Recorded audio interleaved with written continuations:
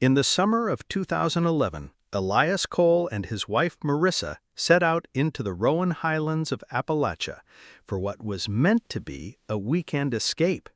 They were young, adventurous, and vanished without a trace. For 3 years, their disappearance haunted search teams and families alike, until a logger stumbled upon a decaying cabin deep in the backcountry. Inside, rusted iron bars formed a cage, and within it lay 2 sleeping bags concealing human remains. What happened in those woods was not an accident. It was deliberate, it was cruel, and it was never solved. In the summer of 2011, the Appalachian Mountains seemed to breathe with both beauty and menace, a vast wilderness where mist clung to the ridges like secrets refusing to be told. It was here, in the rolling expanse of the Rowan Highlands, that Elias Cole, 37 years old, and his wife Marissa Cole, 34, began what should have been nothing more than a 10-day retreat into the wild. Elias, a history teacher with a quiet, contemplative way of speaking, had long been fascinated by forgotten places and the relics of the past. He often told his students that the Appalachian Range held more stories than any classroom book could contain. Tales of settlers, hermits, and wanderers swallowed by the woods. Marissa, a nurse who spent her days in the fluorescent hum of a regional hospital, sought in the mountains something gentler, a silence to cleanse the noise of long shifts and the grief that clung to her work. Together they found balance, he with his endless curiosity, she with her steady calm, and the mountains had become their shared refuge. On July 3, 2011, they packed their Subaru with gear, a lightweight tent, 2 sleeping bags, a week's supply of trail food, and notebooks Elias always insisted on carrying for sketches and thoughts. They left their phones in the glove compartment, promising each other this trip would be about detachment from the world. Their last stop was a gas station at the foot of the highlands, where the clerk remembered Marissa buying trail mix while Elias pored over a folding map, tracing a path beyond the marked trails. At the Carver's Gap trailhead, they locked the car and stepped into the green silence of the forest. The day was humid, cicadas buzzing, the kind of summer heat that weighed on the shoulders like an invisible pack. A fellow hiker, a college student out for a day climb, later recalled seeing them that morning. He remembered Marissa's red bandana tied over her hair, and Elias's voice, polite, low, asking about the junction to an old logging road rarely used. He said, "They seemed happy, like people who knew where they were going." But they never reached the shelters along the Appalachian Trail where they had told family they'd camp. When the couple missed their return date, concern quickly escalated. Their Subaru was found exactly where they'd left it, undisturbed. Inside were their wallets, driver's licenses, and both cell phones, batteries drained but untouched. To investigators, the message was chilling. Elias and Marissa had not run away. They had meant to come back. Search efforts launched within hours, expanding over days into one of the most extensive operations the region had seen. Helicopters circled above the green canopy. Volunteers combed the ridges in lines. Dogs traced scents that led to the old logging road, but seemed to fade into nothing. Night after night, searchers returned empty-handed. By late August, officials scaled back, but family and friends refused to let the story go. Rumors spread through the small towns at the base of the mountains. Some whispered of hidden caves, others of recluses who never forgave hikers for trespassing too deep. As summer turned to fall, the wilderness swallowed Elias and Marissa whole, leaving only questions behind. The disappearance of Elias and Marissa Cole quickly grew into one of the most unsettling mysteries in recent Appalachian history. By the winter of 2011, search parties had covered nearly every mapped trail, ravine, and riverbank in the Rowan Highlands. Hundreds of volunteers had trudged through mud, thickets, and fog, calling their names into a silence that gave nothing back. Rangers reported that it was as if the couple had walked straight into the trees and vanished from the earth.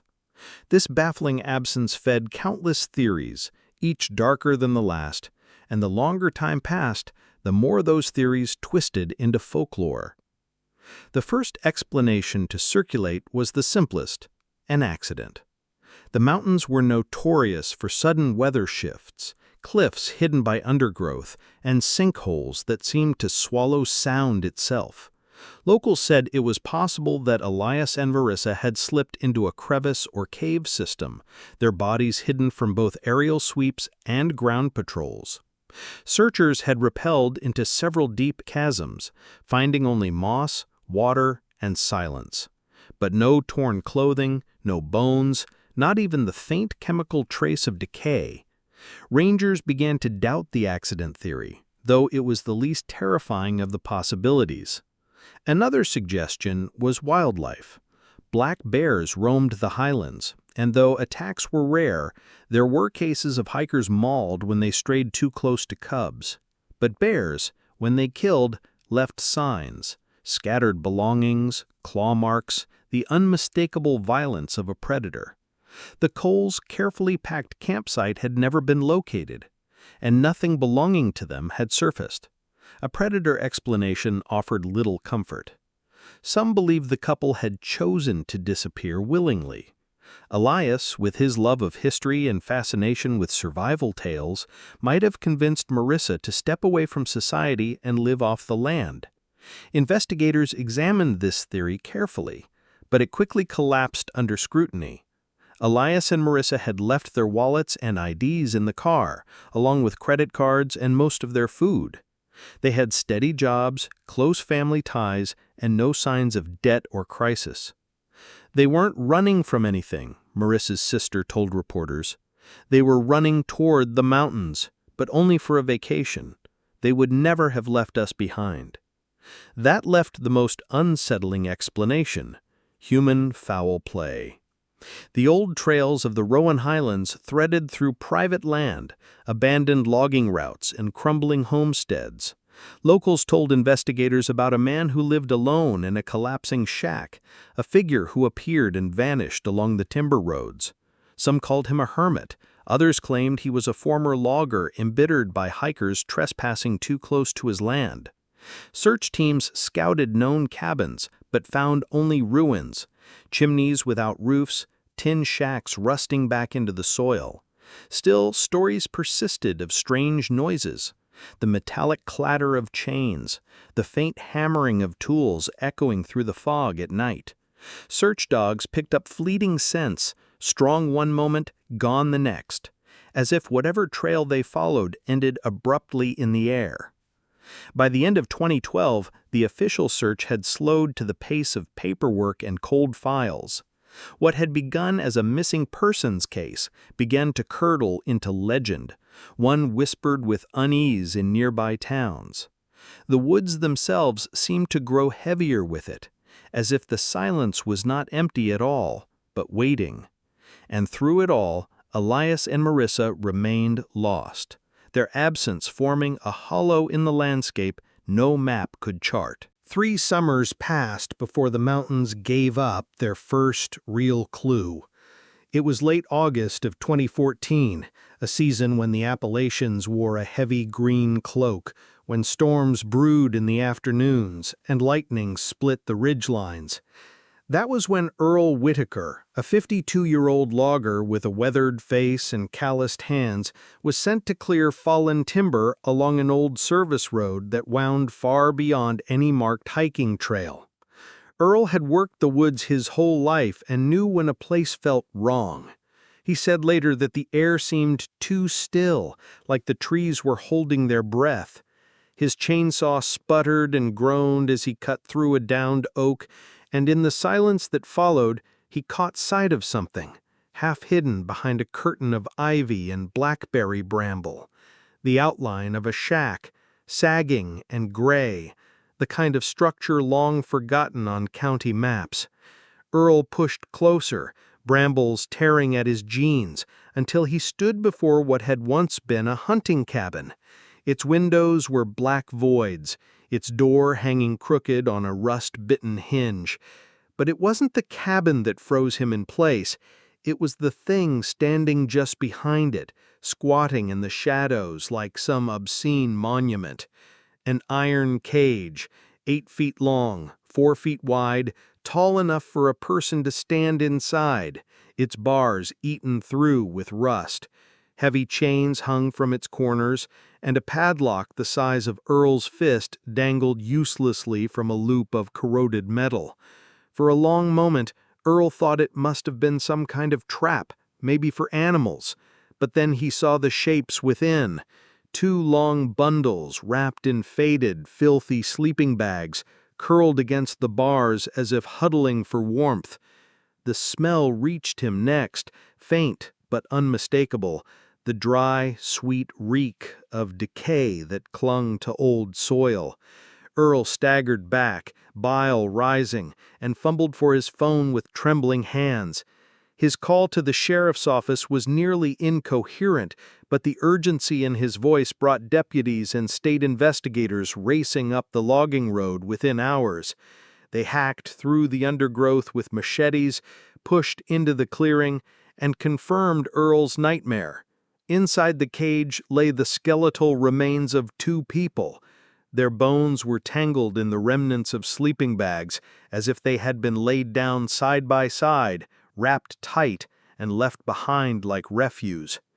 The medical examiner would later identify the bodies as Elias and Marissa Cole, the long-missing couple who had vanished 3 years earlier. The Subaru they'd left at the trailhead had sat all that time only 15 miles away, while their remains rotted in a place no search party had reached. Forensic teams documented every inch of the cabin and its cage. The structure had been crudely reinforced over the years, nails driven in at odd angles, boards scavenged from other ruins, rope knotted where hinges had failed. Nearby, investigators found rusted tins of beans, a cracked enamel mug, and the remnants of a camp stove. Someone had lived here. Someone had built the cage not as a trap for animals, but as a prison for people. The days following the discovery of Elias and Marissa Cole's remains were a blur of law enforcement vehicles crawling up logging roads, forensic tents pitched in the clearing, and investigators in white suits combing over every inch of the ruin that locals now called simply the Cage Cabin. What had once been just another forgotten shack, reclaimed by ivy and rot, was now a crime scene that seemed to ooze menace from its boards. Deputies posted at the site said they hated standing guard after dark. One described feeling as though the trees pressed closer at night, whispering in the wind, the cage looming behind him like a silent witness. Inside, forensic specialists worked with meticulous patience. The cage, though corroded, was not ancient. Metallurgists estimated it had been constructed, or at least heavily reinforced, sometime in the late 1990s or early 2000s. Welds were sloppy but deliberate, suggesting someone with rudimentary metalworking skills, perhaps a welder or logger accustomed to rough repairs. The padlock was cheap, bought at a hardware store chain, but weathered enough to suggest years exposed to the elements. Whoever had locked Elias and Marissa inside had not planned on their release. But it was the cabin itself that held the most disturbing secrets. Beneath the layer of dust and mildew were fragments of a life, or perhaps the fragments of many. Investigators cataloged everything, a pile of rusted canned goods with expiration dates stretching back more than a decade, a wood stove patched with tin sheets, a lantern blackened with soot. In one corner they found a milk crate stacked with notebooks, their pages warped by damp. The writing was erratic, sentences that spiraled into obsession, written in jagged block letters. They come here uninvited. They take and they leave. They don't belong. Another read, "You can't trust the ones from the cities. They'll poison the land if you let them." The entries jumped between bitter rants against outsiders and incoherent ramblings about the mountains themselves, as if the writer believed the forest was a living, vengeful thing. Most chilling were the maps, Spread across a warped table were topographic charts of the Appalachian region, each one annotated with red ink. Certain trails were circled, others crossed out. A few bore cryptic notes: "Loud here, not safe. They pass this way often." Near Rowan Highlands, where Elias and Marissa had vanished, a jagged red X was marked beside a notation: "Good ground." The implication was undeniable. Someone had been watching hikers, tracking their movements, marking where they traveled. Then came the photographs. Tucked inside one of the notebooks was a packet of Polaroids, their images faded but still clear enough to see. Each depicted hikers, some smiling with packs on their backs, some mid-step on a trail, one pausing to drink from a stream. None appeared aware they were being photographed. Investigators cross-checked missing persons reports, but none of the faces matched known disappearances. "We don't know who they are," one FBI agent admitted to the press, "but we know they didn't take those pictures themselves." The sense grew that Elias and Marissa had not been the first to encounter whoever lurked in these woods. They were simply the ones whose story had finally been uncovered. The autopsies deepened the horror. The medical examiner concluded that Elias and Marissa had died of starvation and exposure, likely within weeks of their abduction. There were no gunshot wounds, no broken bones, no evidence of direct assault. They had been locked in, left alive and abandoned. Their sleeping bags, the very ones they had packed with such optimism in 2011, had become their burial shrouds. To the families, this knowledge was unbearable, the idea that their loved ones had suffered slowly, within earshot of the forest's endless silence, while life outside carried on as if they had never existed. The FBI developed a psychological profile. The writer of the notebooks was likely a male in his 50s to 70s, someone who had lived in the area for years, possibly a former logger or miner familiar with backcountry routes. His writings suggested paranoia, resentment, and possibly untreated mental illness. He seemed to believe he was defending the mountains from intruders, casting himself as both warden and judge. The cage was not improvisation, but ideology made iron. Yet, despite weeks of searching, no suspect emerged. Neighbors and townsfolk recalled a handful of men who had lived in isolation decades earlier, but most had either died or moved away. Every lead unraveled into nothing. As investigators sifted through the wreckage, the locals whispered among themselves. Some swore they knew who it was. An old recluse who had once threatened hikers with a shotgun, a drifter seen pushing a cart of scrap metal down a back road. Others claimed the mountains had a way of growing their own phantoms, that whoever built the cage had long since melted into the forest like smoke. For the families of Elias and Marissa, the uncertainty was unbearable. They had answers, but not closure, a crime without a criminal. When the forensic teams finally packed up and the cabin was left behind, it stood like a scar in the wilderness. A crime scene tape fluttered from the eaves, snapping in the wind, but everyone knew it wouldn't stay up for long. Already, hunters and curious hikers whispered about visiting it, daring each other to see the cage for themselves. Officials warned them away, but the legend had taken root. The notebooks, the maps, the photographs, they painted a picture of someone meticulous, patient, and deeply disturbed. And the most terrifying thought lingered over every briefing. If he had taken the time to watch hikers, to mark maps, to build a cage with his own hands, then Elias and Marissa might not have been the only ones. They were simply the ones whose prison had finally been found. The official closing of the coal investigation did not bring peace. If anything, it deepened the unease that had settled like mist over the Rowanian highlands. On paper, the case remained open but inactive, a file stuffed with crime scene photos, coroner's reports, and the ragged notebooks retrieved from the cabin. In reality, investigators admitted they had little left to pursue.